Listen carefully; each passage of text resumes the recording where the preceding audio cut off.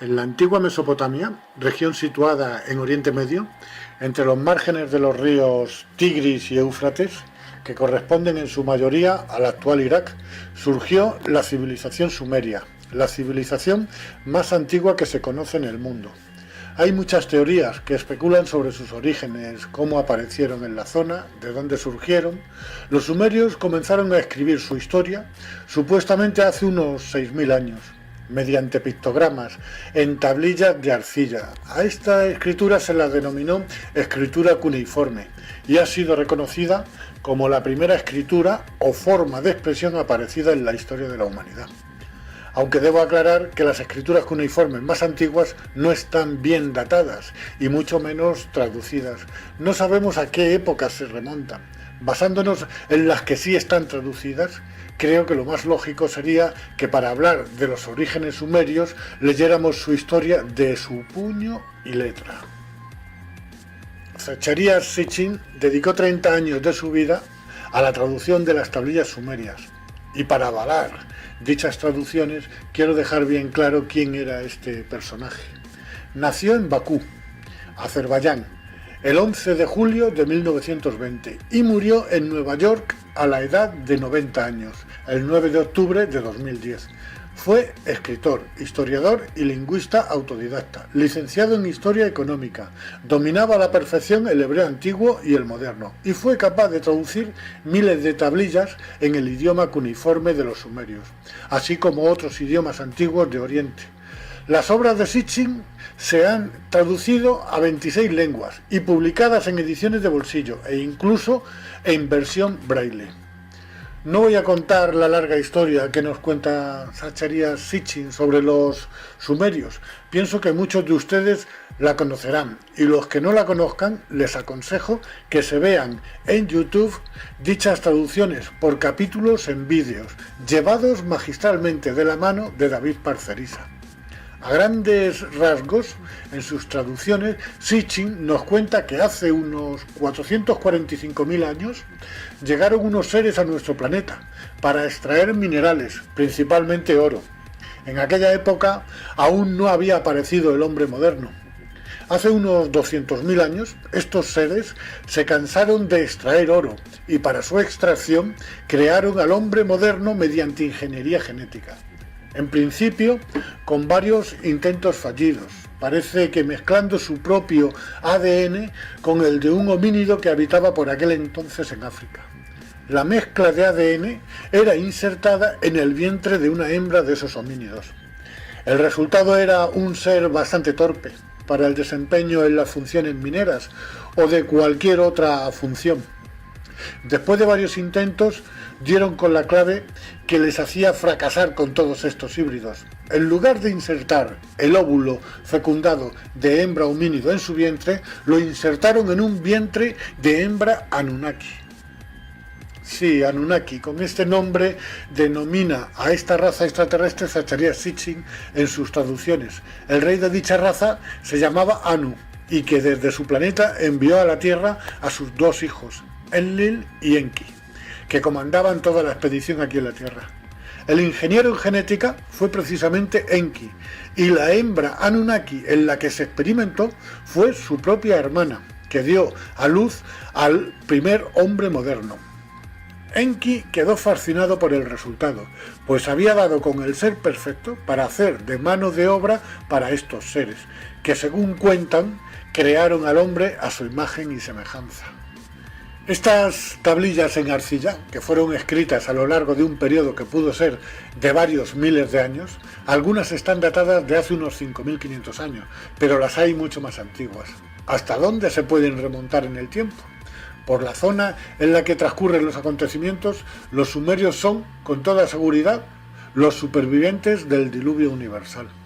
¿Qué más que un diluvio tuvo que ser una inundación a nivel planetario? Parece ser que hace unos 12.000 años los polos sufrieron un deshielo, puede que de manera natural, pero me inclino más por una acción provocada, por una inteligencia que buscaba más el castigo y el exterminio de la raza humana. El nivel de las aguas subió a cotas inimaginables. Debieron de provocarse grandes e innumerables tsunamis, Pues tal y como narra Platón en el Críteas, la Atlántida quedó destruida y sumergida en una sola noche. Se habla también de otro continente hundido entre el Pacífico y el Índico, Lemuria. Los sumerios no fueron una raza que estuviera especialmente avanzada para la época, ni mucho menos. No disponían de telescopios. Ahí tienen detalles escritos en sus tablillas que demuestran un profundo conocimiento de nuestro sistema solar e incluso conocen el cinturón de asteroides que hay entre Marte y Júpiter. Esto es imposible de ver sin los aparatos necesarios. Y luego casi todas las historias del Antiguo Testamento hasta esa fecha se ven reflejadas en dichas tablillas. Solo hay una variante. No hablan de ningún dios. Hablan claramente de unos seres que bajaron de las estrellas. Solo cabe pensar que había escribas entre los sumerios y que tomaron al dictado lo que durante miles de años les fueron dictando los propios Anunnakis. Miles de años después aparecen los manuscritos del Mar Muerto. Son una colección de alrededor de 800 manuscritos, escritos en hebreo y arameo. Se desconoce por completo sus autores. Se encontraron en 11 grutas en los alrededores del Mar Muerto. La mayoría de los manuscritos se encuentran hoy en el Museo de Israel en Jerusalén, así como en el Museo del Departamento de Antigüedades en Amán, Jordania, y en el Museo Rockefeller de Jerusalén. Me llama poderosamente la atención este último museo, ya que pienso que hay una relación muy directa con los dueños del mundo actual. Estos manuscritos datan de los años 150 a.C. hasta el 70 después de Cristo. Por la fecha en que están datados, cabe pensar que son copias de las tablillas de arcilla de los sumerios, pues muchas de las historias que cuentan son coincidentes con estas. Por supuesto, me refiero solo a aquellos manuscritos del Antiguo Testamento que llegan hasta la época sumeria. Dichos manuscritos están considerados como copias, no hay originales. Quiero poner un dato en conocimiento de todos, en lo que se refiere a los manuscritos del Mar Muerto. No tenemos ningún texto con puño y letra de su autor original, y lo que sí tenemos son miles de copias antiguas. Alguien tuvo que traducir hace miles de años las tablillas sumerias al hebreo antiguo, de ahí la aparición de los manuscritos del Mar Muerto. Tuvo que ser un sumerio. Si no fuera así, hoy por hoy, creo que solo existirían poco más que los escritos del Nuevo Testamento, que son poco fiables, ya que en ellos existen más de 35.000 diferencias y contradicciones.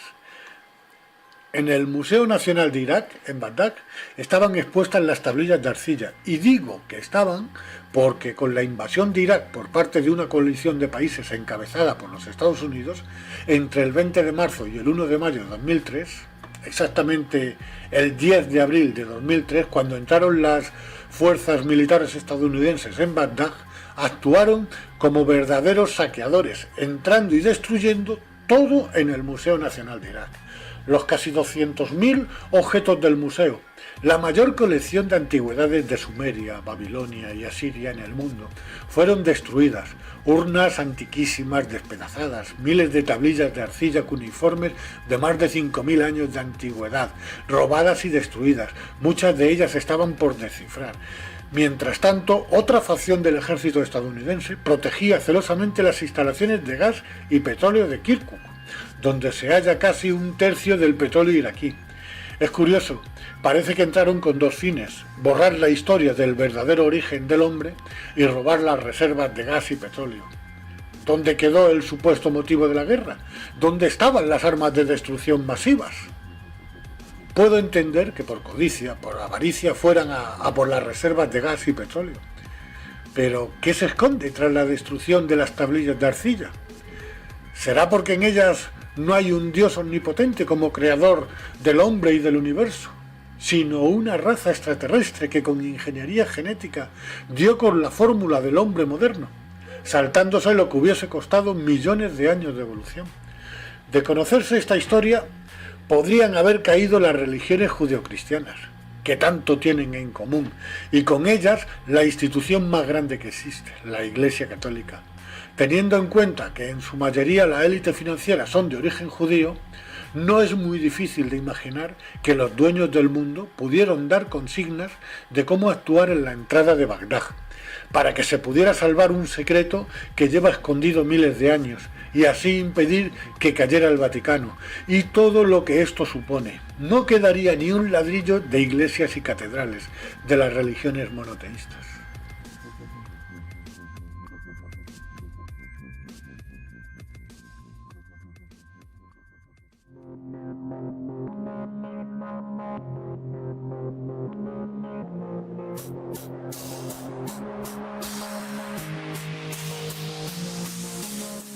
Desde la primera traducción, hace miles de años, de un sumerio que hizo del lenguaje cuneiforme al hebreo antiguo, hasta los manuscritos del Mar Muerto, datados en el año 150 a.C., tuvo que haber una transición de copias y copias sobre copias, que terminó derivando de una historia de extraterrestres que bajaron de las estrellas y crearon al hombre moderno a su imagen y semejanza, a un Dios omnipotente que creó al hombre y al universo en 6 días y al 7º descansó.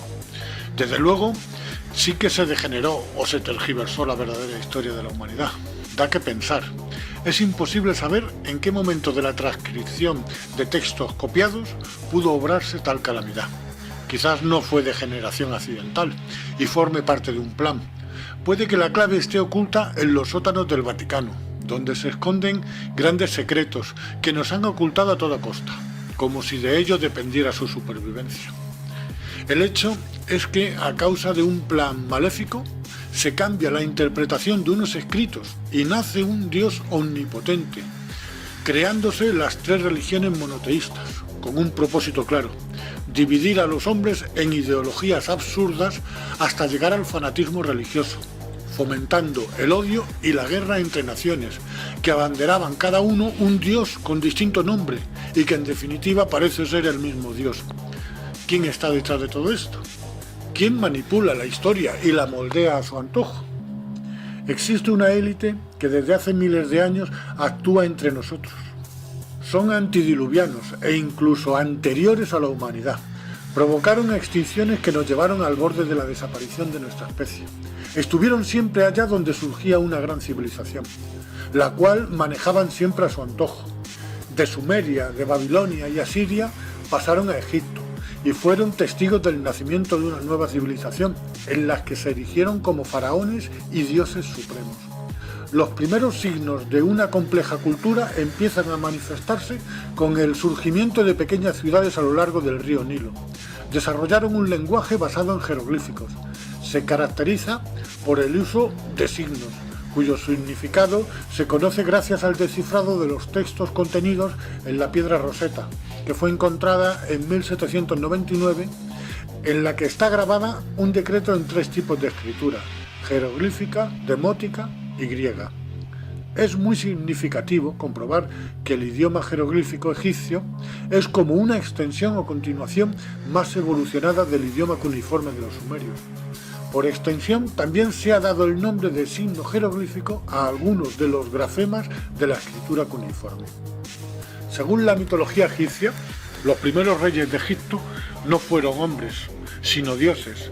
Al principio de los tiempos, el principal de los dioses, al que los egipcios denominaron Dios del cielo y de la tierra, fue Ptah. El dios Ptah cedió el gobierno de Egipto a su hijo Ra, que al igual que su padre llegó a la tierra en una barca celestial. El reinado de Ra duró 1000 años y le continuaron en el trono 5 dioses más: Su, Geb o Geb, Osiris, Set y Horus. Todos estos dioses tienen su equivalente en la mitología griega. Horus en la mitología griega era el dios Apolo. Siguiendo con la mitología egipcia, posteriormente el poder fue cedido a gobernantes semidivinos, mitad hombres, mitad dioses. Entre el año 3000 y el 2700 a.C. es cuando aparece la primera dinastía de gobernantes humanos, con los primeros asentamientos y núcleos urbanos en los márgenes del río Nilo, como ya mencioné anteriormente, en la figura del faraón Narmer, primer gobernante reconocido oficialmente por la egiptología, pues el resto de los anteriormente expuestos pertenece al mundo de la mitología. Pienso que lo que ellos consideraban dioses eran extraterrestres, los mismos que actuaron en la zona de Mesopotamia. con los sumerios y que de mitología no tiene nada, sino que es parte de la historia y del dominio que ejercieron sobre la humanidad. Si pasamos de estas primeras dinastías y damos un salto en el tiempo hasta Akenatón, que fue el 10º faraón de la dinastía 18 de Egipto, su reinado está datado en torno al 1353-1336 a.C. En algunas representaciones y grabados, este faraón, al igual que su mujer Nefertiti, presentan claros indicios de una raza con algunas diferencias a la nuestra. No sé si se les puede considerar dioses o semidioses, quiero decir extraterrestres o híbridos, aunque eran reacios a mezclarse con la plebe. Es posible que con el tiempo estas diferencias desaparecieran poco a poco, siendo absorbidas por nuestra raza. Por supuesto, me refiero a los híbridos, que actualmente están entre nosotros y no podemos diferenciarlos. Casi con toda seguridad, su hijo fue Tutankamón, pues además sus restos presentaban las mismas diferencias que sus padres Akenatón y Nefertiti con respecto a nuestra raza. Vean el siguiente corto, que es parte del vídeo Otra raza humana existe, un extraterrestre auténtico. En él se muestra de manera fehaciente lo que expongo. Ahora empecemos con la descripción. Fijaros en sus cabezas. Sus cráneos son extremadamente grandes en comparación con los nuestros. Sus caras son alargadas. Poseen ojos grandes y rasgados y tienen una prominente barbilla. Sus cuellos son delgados al igual que el resto de sus extremidades. Sus hombros son estrechos. Sus manos son minúsculas, con finos y alargados dedos. Sus estómagos parecen flácidos, como si no los ejercitasen. Poseen amplias caderas y sus piernas se van volviendo cada vez más estrechas a medida que van descendiendo, hasta que acaban en unos pies más o menos normales. En resumen, todos sus rasgos son alargados y extremadamente finos, a excepción de sus caderas y de sus cabezas, que parecen contener un cerebro con un potencial superior al nuestro. Otra cosa primordial que dice mucho de estos seres es que estos poseen ombligos y mamas, por lo que podemos afirmar con claridad que son mamíferos, al igual que nosotros. Estos seres se autodenominaban dioses y siempre han estado en lo más alto de la escala social. Algunos de ellos fueron faraones. Un caso muy claro fue el del faraón Akenatón y su esposa, la reina Nefertiti, que son los que os he mostrado antes. También está el caso de Tutankamón, que pudo ser hijo o descendiente directo de los dos anteriormente nombrados. Pero estos seres no solo han estado presentes en la era egipcia, con toda seguridad tuvieron su origen mucho más atrás en el tiempo, en otra zona. Estos mismos seres fueron descritos por los sumerios en la antigua Mesopotamia. Como muchos ya sabréis, ellos mencionaban a los ya conocidos Anunnakis, que poseían las mismas similitudes físicas que las de la raza de Ata. Aunque deben de saber ustedes que según las traducciones de las tablillas de Sumeria, a los ciudadanos de entonces no se les permitía representar el aspecto real de los dioses Anunnaki. Aún así podemos ver cómo en ambas representaciones las similitudes físicas se asemejan demasiado, como por ejemplo en el tamaño de las cabezas, en la altura. Incluso podemos ver a algunos de estos seres en ambas culturas representados con cabezas de águila y con alas. El simbolismo es el mismo. Ahora fijaros en el simbolismo que nos muestra tan abiertamente la Iglesia Católica.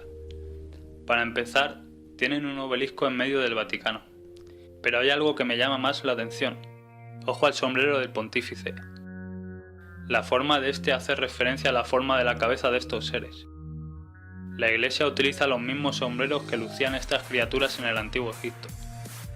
Creo que ya sabemos todos a quién adora la Iglesia, pues estos seres parecen ser los extraterrestres que bajaron de las estrellas y que nos crearon a su imagen y semejanza.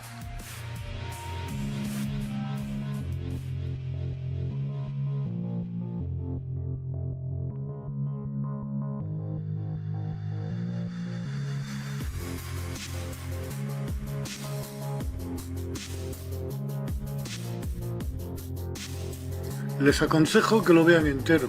Lo encontrarán en nuestro canal de YouTube, La extinción que viene. Les recuerdo el título. Otra raza humana existe, un extraterrestre auténtico. Según fue perdiendo fuerza el imperio egipcio, hasta su desaparición como potencia, empezó a emerger otro gran imperio, Roma, y hasta él se desplazaron estos seres para continuar con su manipulación.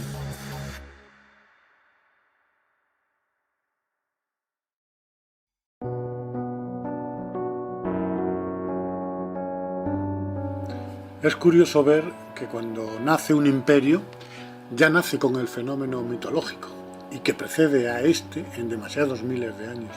Se crea el mito y la leyenda de historias contadas directamente de personas, que a su vez las escucharon de padres o abuelos, provenientes de otras tierras, tales como Mesopotamia o Egipto, y que participaron en la expansión del mundo antiguo, llegando a formarse los primeros núcleos, que posteriormente se convertirían en naciones, como la antigua Grecia o el Imperio Romano. En cuanto a la referencia de dioses o extraterrestres que pudieran haber influido en los primeros siglos de estas culturas, tanto dioses griegos como romanos tienen un origen y pertenecen a una estirpe que se remonta a 445.000 años atrás en el tiempo, con una expedición extraterrestre que llegó a la Tierra, los Anunnakis, y que estuvieron presentes en el comienzo de todas las culturas humanas, allá donde brotaban. En el caso de Grecia y Roma, sentaron las bases de un sistema y fueron la cuna de la actual civilización occidental.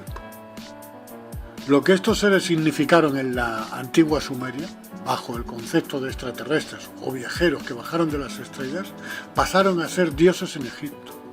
Y esta condición les gustó más que la de extraterrestres, porque siguieron siendo dioses en las culturas griega y romana, construyéndose templos, verdaderas obras de ingeniería en su nombre, tales como el Templo de Atenea o el Partenón en Atenas. En ambas culturas estos dioses adoptaban distintos nombres. Zeus para los griegos y Júpiter para los romanos, era el dios supremo. Poseidón para los griegos y Neptuno para los romanos, era el dios del mar y de las aguas. Hades para unos y Plutón para otros, era el dios del mundo subterráneo o de los muertos. Apolo, con el mismo nombre para las dos culturas, era dios de las artes, la adivinación, la medicina, la luz y el sol. Este se ve que era más completito. Hefesto para unos y Vulcano para otros, fue el dios del fuego. Ares para los griegos y Marte para los romanos, fue el dios de la guerra. Dioniso para unos y Baco para otros, fue el dios del vino. Atenea o Minerva, diosa de la sabiduría. Afrodita o Venus, diosa del amor y la belleza femenina. Artemis o Diana, diosa de la naturaleza y los animales salvajes. Roma se convirtió en un imperio muy poderoso y agresivo, invadiendo todos los países a los que llegaban sus ejércitos. Llegó a abarcar desde Britania, hoy Inglaterra, hasta el Tigris y el Éufrates, abarcando casi toda Europa, el norte de África y parte de Asia, hasta el Medio Oriente. Entre sus conquistas se encontraba Siria, que en el año 63 a.C. pasó a ser provincia de Roma, y de ahí las tropas romanas se dirigieron a la región de Judea, imponiendo su autoridad en dicha región. Aquí se encontraron con un pueblo, el judío, que adoraban a un solo Dios, Jehová, el Dios del Antiguo Testamento, un Dios castigador, rencoroso y vengativo, y como bien pone en sus sagrados escritos, llegó a hacer pactos con los grandes patriarcas del pueblo judío, llegó a prometerles poder y riquezas, con tierras hasta donde alcanzara la vista y una gran descendencia que superaría en número a las estrellas del firmamento. Todo a cambio de sumisión y veneración. Realmente con este pacto vendieron su alma a cambio de poder y riquezas. Todavía rige este pacto, porque hoy en día son los dueños del mundo. La élite financiera que nos domina son de origen judío. Es el mismo pacto que se le ofrece a Jesús en el desierto, a cambio de sumisión total. Y Jesús rechaza el ofrecimiento, pero Jesús no le llama Padre. Todos sabemos que le dice: apártate de mí, Satanás. Jesús le dijo a los judíos: sois de vuestro padre el diablo, y queréis hacer los deseos de vuestro padre. Él fue un homicida desde el principio, y no se ha mantenido en la verdad, porque no hay verdad en él. Cuando habla mentira, habla de su propia naturaleza, porque es mentiroso y el padre de la mentira. Quien quiera comprobar estas palabras, que busque en el Evangelio de Juan 8:44. ¿Quién fue Jesús? ¿Fue un enviado o un adelantado a su época? El Padre o Dios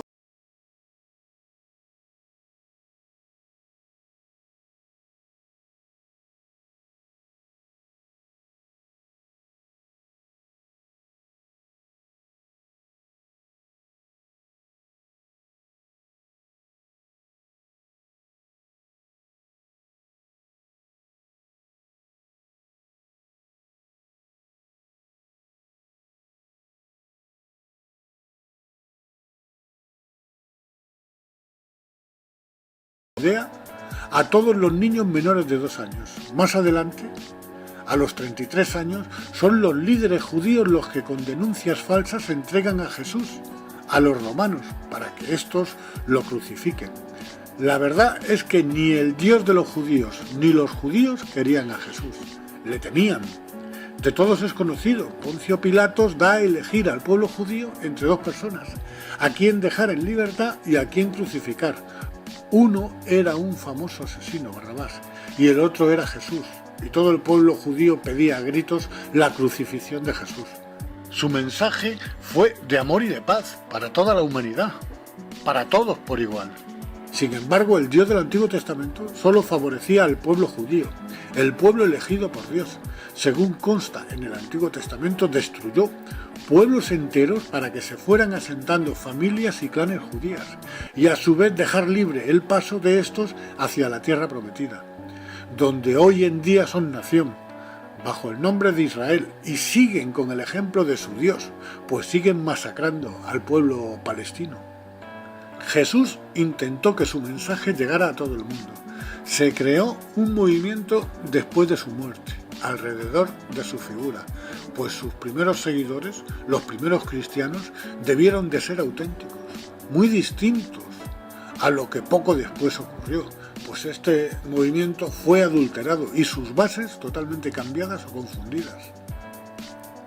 Antioquía la Grande o Antioquía la Bella era en aquella época una de las principales ciudades del Imperio Romano y la tercera urbe más poblada, después de Roma y Alejandría. Su población pudo alcanzar hasta los 500.000 habitantes.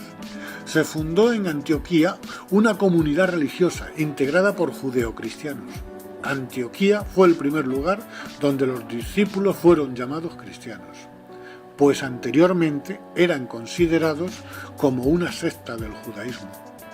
En aquella época, es decir, principios del siglo II, el obispo Ignacio de Antioquía fue autor de 7 cartas que redactó en el transcurso de unas pocas semanas, donde parece ser que incluyó a los 4 evangelistas, Juan, Lucas, Mateo y Marcos, como los 4 evangelios auténticos, pasando a ser apócrifos el resto de evangelios. Muchos evangelios, entre los que se encontraban el de Judas, María Magdalena, Tomás o Felipe, escritos más fiables y contemporáneos de la época de Jesús, ya que los de Juan, Lucas, Mateo y Marcos son muy posteriores a la muerte de Jesús y tomados al dictado por estos, y en los que hay muchas contradicciones.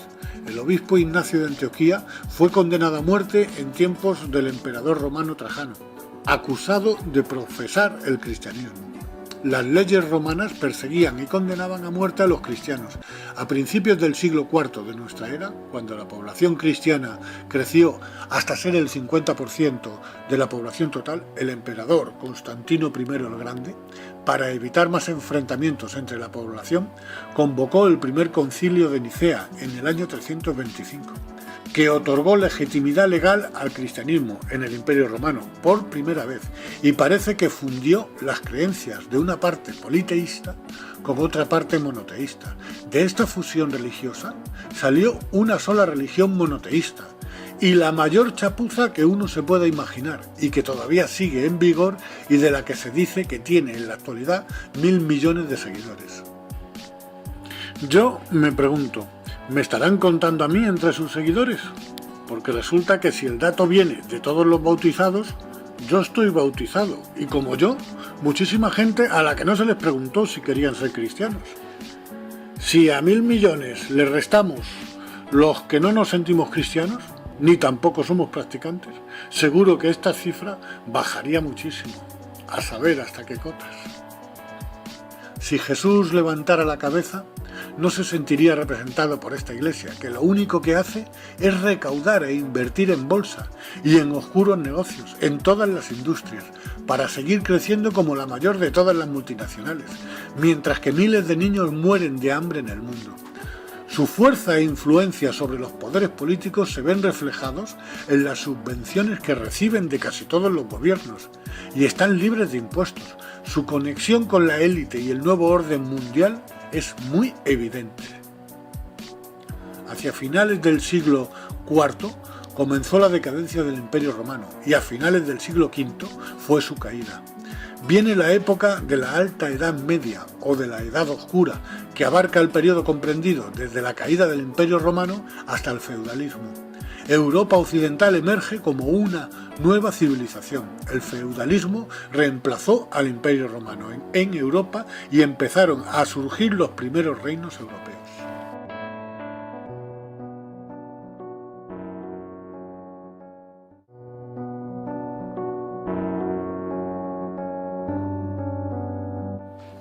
Las religiones, el gran invento del enemigo de la humanidad. Había un propósito: dividir a la raza humana con diferentes ideologías, fomentando el odio y el fanatismo contra aquel que pensara de otra forma, manteniéndolos en la ignorancia y en el analfabetismo, retrasando cualquier avance que pudiera suponer un peligro para un sistema que solo pretendía mantener mano de obra esclava para los campos de cultivo, para la minería o para la pesca en distintas zonas geográficas. Fue una época oscura en la que consiguieron que la humanidad tuviera un estancamiento evolutivo, cultural y tecnológico de 800 años. Este es un dato muy importante que quiero que se graben bien en la cabeza, porque en nuestra sociedad hay una institución, la misma que paralizó el avance durante 800 años en el pasado, que todavía trata de ralentizar el progreso y la evolución de la humanidad, bajo la frase de "no pretendas ser más que Dios". Esta institución va a bloquear y a sabotear cualquier proyecto que signifique un avance o beneficio para nosotros. Después de la caída del Imperio Romano en Occidente en el siglo V, Europa occidental emerge como una nueva civilización. El feudalismo reemplazó al Imperio Romano en Europa, y dentro del feudalismo la institución con mayor poder fue la Iglesia Católica, que mantuvo parte de la cultura romana y se convirtió en el principal fuente de aprendizaje. En el año 1000 crece el feudalismo y mantiene a la Iglesia Católica como el mayor poder cristiano, ya que en el pasado no solo tenía su propio Estado, sino que atesoraba todo el saber grecorromano y era el guía espiritual de todos los poderosos estados europeos. La Iglesia siempre soplando en oídos de príncipes y reyes, influyendo en sus políticas exteriores y de conquistas. Las cruzadas fueron una serie de campañas militares impulsadas por el papado, motivadas por los intereses expansionistas tanto de la nobleza feudal y el afán hegemónico de la Iglesia, y llevadas a cabo por gran parte de Europa latina cristiana, con el único objetivo de establecer el control cristiano traspasando fronteras sobre todas las tierras. Se libraron durante un periodo de casi 200 años, entre 1095 y 1291. Aunque otras campañas en España y Europa Oriental se prolongaron hasta el siglo XV. Las cruzadas fueron sostenidas principalmente contra los musulmanes, aunque también contra todo lo que consideraban pagano, rusos, mongoles y sobre todo contra los enemigos políticos de los papas. Los cruzados eran pobres e ignorantes analfabetos, con lavado de cerebro que les hacía ser ciegos fanáticos que creían estar en posesión de la verdad. Solo así se puede entender que abandonaran todo, tierras, familia, hijos, y se encaminaban a una guerra en tierras lejanas, pues eran herejes con un dios de nombre diferente. En 1129 la Iglesia Católica estableció la Inquisición para hacer a los europeos occidentales sus miembros por la fuerza. La Inquisición castigaba a aquellos que practicaban la herejía para que se arrepintiesen.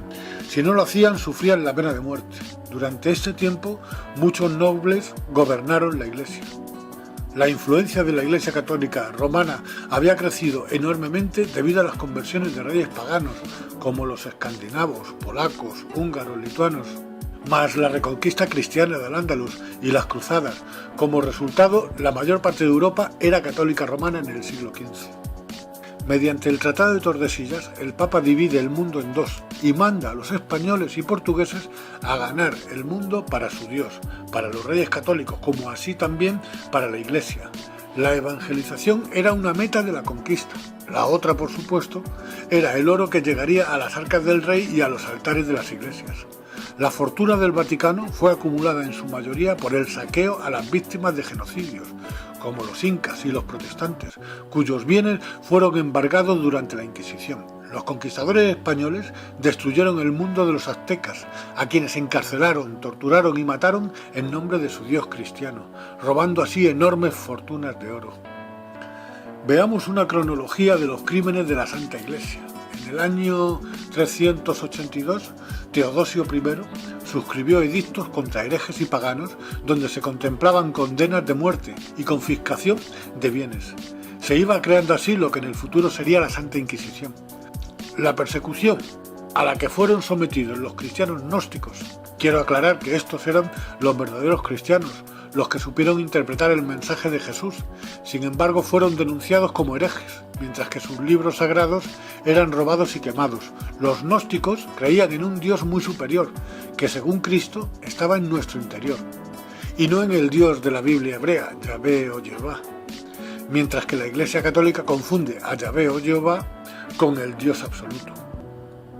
Uno de los primeros crímenes a destacar de la Iglesia, año 415, el obispo de Alejandría, Cirilo I, fue el verdugo de Hipatia. Ordenó a unos cuantos monjes que la emboscaran. Estos la violaron, torturaron, sus tendones fueron cortados y finalmente fue descoyuntada. El pecado de Hipatia fue haber sido mujer, filósofa neoplatónica y maestra de matemáticas.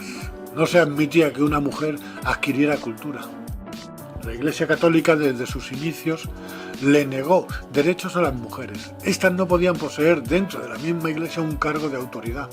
Bueno, hoy en día tampoco. Estaban consideradas como seres inferiores y subyugadas al mandato de los hombres, siendo cruelmente castigadas y denigradas cuando desobedecían. La historia de la Iglesia Católica se puede escribir con letras de sangre, por sus múltiples genocidios contra los que ellos llamaban infieles o herejes. Detrás de estos asesinatos, lo que realmente se escondía era el ansia de poder y de riquezas, ya que se quedaban con el oro y las tierras de sus víctimas. Giordano Bruno, nacido en Nápoles, Italia, fue astrónomo, filósofo y poeta. Fue asesinado por sus ideas innovadoras. Sus teorías sobre el universo superaron el modelo de Copérnico. El 17 de febrero de 1601, en una plaza de Roma, fue despojado de sus ropas y atado a un palo, con la lengua pillada en una prensa de madera para que no pudiese hablar. Fue quemado vivo, al igual que sus trabajos, cumpliendo así la sentencia por herejía dictada pocos días antes por el Tribunal Romano de la Inquisición. El verdadero motivo era el mantenernos en la ignorancia, que no avanzáramos en ningún campo. Galileo Galilei, en 1633, fue condenado como hereje por la Santa Inquisición. Galileo fue torturado y sometido a vejaciones, aunque éste aprovechó la oportunidad que le dieron. Si se retractaba de sus teorías, le sería perdonada la vida. Fue obligado a vestir traje de penitencia y con la mano sobre la Biblia desmintió todas sus teorías. La Iglesia humilló el honor de Galileo y se atribuyó el derecho de decidir sobre la ciencia. Un verdadero baño de sangre. En el año 1631, los católicos saquean la ciudad de Magdeburgo, Alemania, alrededor de 30.000 protestantes muertos. En una sola iglesia aparecieron 50 mujeres decapitadas. Según cuenta el poeta Friedrich Schiller, algunas de ellas en ese momento se encontraban dando el pecho a sus bebés. La ciudad acabó con tan solo 400 habitantes. Durante la Inquisición, este no fue el único caso. Ocurrió en muchas localidades del mundo. Iglesia y monarquía codo a codo, siempre de la mano, ostentando el poder y cometiendo verdaderas monstruosidades a lo largo de la historia, con algunas dinastías ya extintas y otras que aún existen en la actualidad. La de Alemania, casa de Hohenzollern, era de la línea prusiana. Austria, casa de Habsburgo. Bulgaria, casa de Wettin, de la rama Sajonia. Italia, casa de Saboya. Nápoles y las dos Sicilias, casa de Borbón. Portugal, dinastía de Borgoña, casa de los Austria, unión dinástica con España. Francia, con la dinastía merovingia, dinastía carolingia, casa de Valois, extinta en 1589. Y otra vez la casa de Borbón. Esta nos suena, pues empezaron a reinar en España después de la abdicación del último rey de los Austrias. El motivo de dicha abdicación fue que no quedaba ningún Austria como heredero al trono, y esto ocurrió porque solo se emparentaban entre ellos, no se cruzaban con la plebe, y esto provocó el empobrecimiento genético. Era costumbre muy común entre la realeza no mezclarse con los que ellos llamaban plebe o vasallos, y a punto estuvo de ocurrirles a los Borbón más tarde. Otras dinastías aquí mencionadas se extinguieron, y también a muchas otras dinastías del mundo. Este detalle es muy importante, porque ya desde los tiempos sumerios, en el primer capítulo de esta serie, En busca de la verdad, ya ocurría entre los Anunnakis, como también ocurría en tiempos del antiguo Egipto, con los faraones citados en el segundo capítulo, como también en el tercer capítulo ocurría con los emperadores romanos, pues es de todos conocido cómo mantenían relaciones en muchas ocasiones con hermanas o hijas de las que tenían descendencia.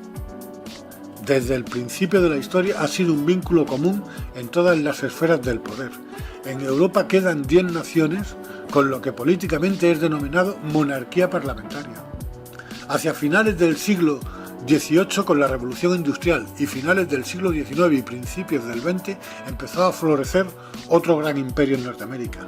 Y gran parte del poder que hasta ahora estaba en la vieja Europa se trasladó allí para operar y dominar el mundo desde ese nuevo continente.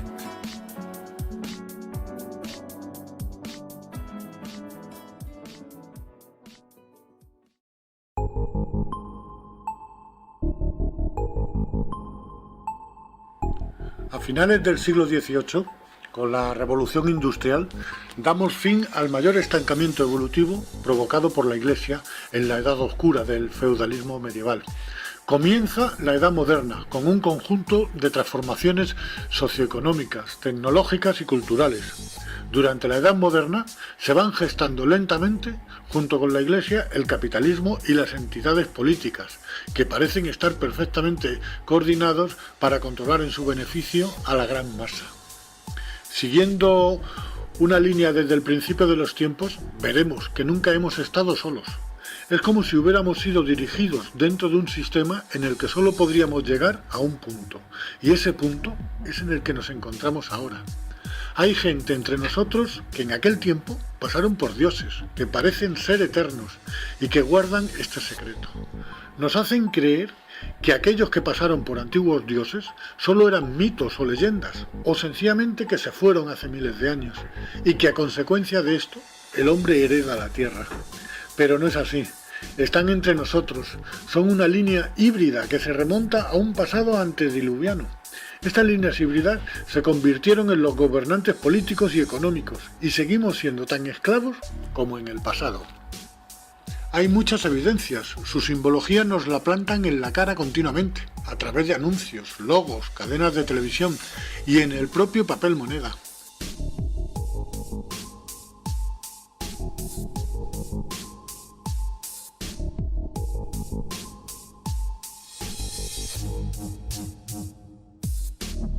Aparecen en todo el mundo construcciones de miles de años de antigüedad, con una tecnología imposible para la época e incluso para nuestra tecnología.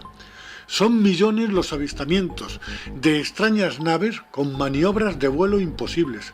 Se ha escrito mucho sobre ellas. Hay textos bíblicos que las describen. La referencia a ovnis en los tiempos bíblicos es constante. Son representadas en antiguas pinturas de los 5 continentes. Se llevan paseando por nuestro mundo desde la aparición del hombre moderno. Hoy en día son muchos los testigos que las han observado, atónitos, y que al contarlo se les toma por locos.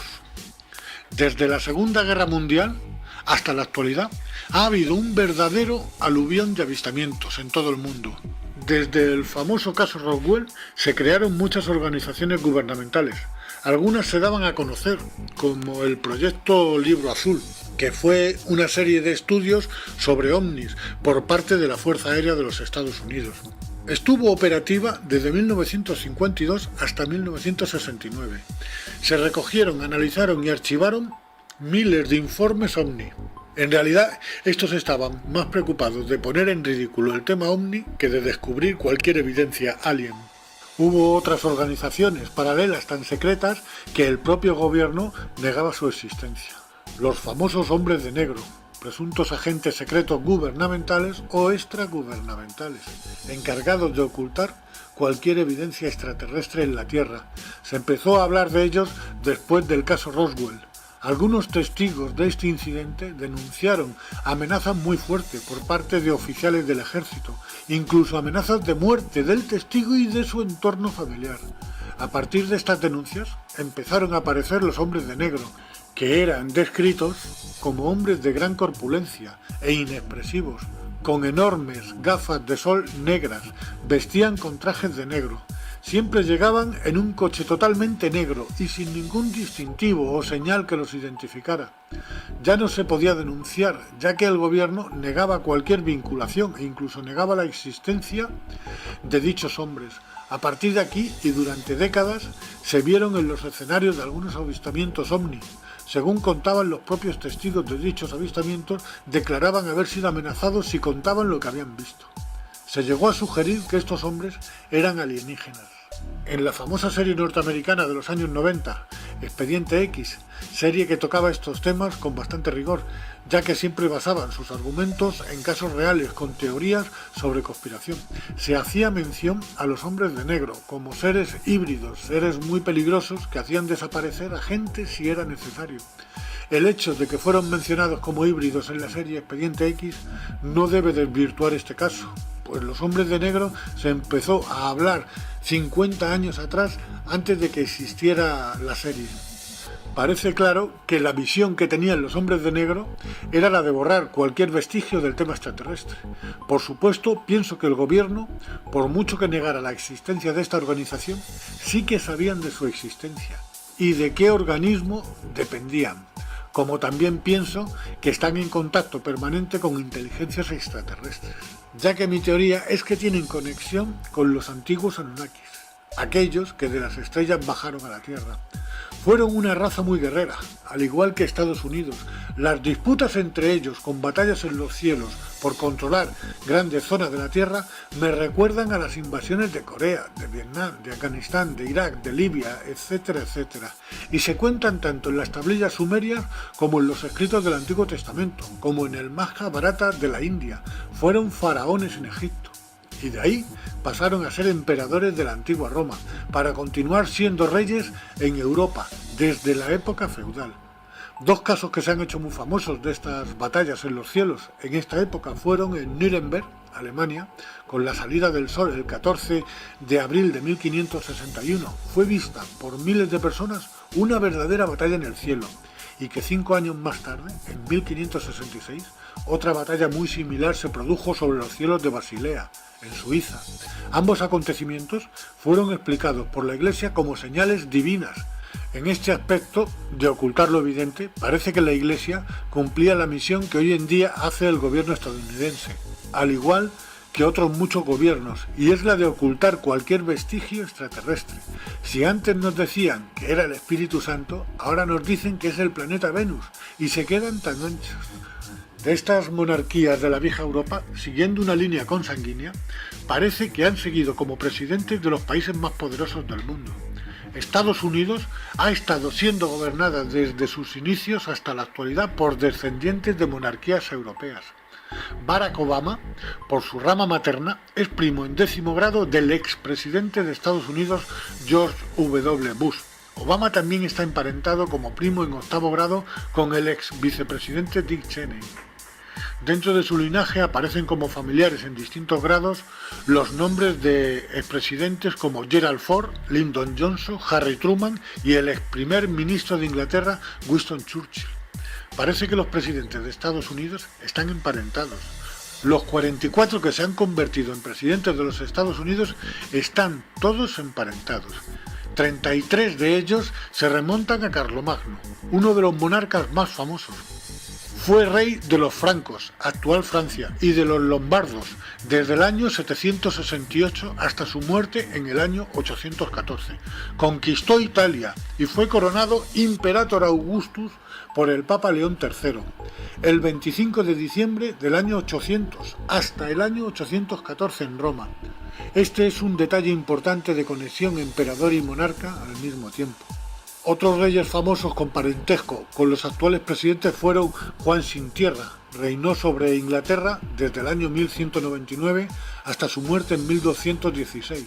Sucedió en el trono a su hermano mayor, el rey Ricardo Corazón de León. Investigando la genealogía de toda esta gente, podemos ver que son de origen judío. El mismo Barack Obama y su mujer Michelle Obama son de origen judío. Y al igual que en el pasado, siguen emparentándose con los de su clase, dentro de su círculo. Los tres poderes que gobiernan el mundo son la Iglesia, siempre conspirando y tratando de frenar el avance tecnológico y evolutivo de la humanidad, manteniéndonos en la ignorancia o en un estado de suspensión al estilo de Matrix. Después está el poder político, que ha creado unas leyes que son los cimientos del sistema que nos ahoga y nos hace esclavos.